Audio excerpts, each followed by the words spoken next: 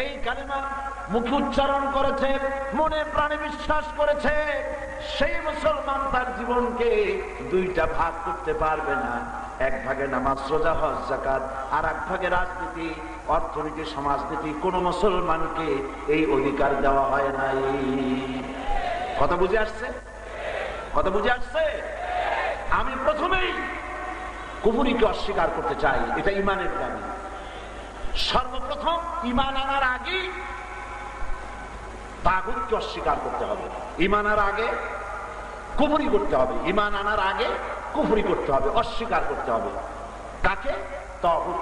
আল্লাহ শিখাচ্ছে, فَمَن يَكْفُرْ بِالطَّاغُوتِ وَيُؤْمِنْ بِاللَّهِ فَقَدِ اسْتَمْسَكَ بِالْعُرْوَةِ الْوُثْقَى لَا انفِصَامَ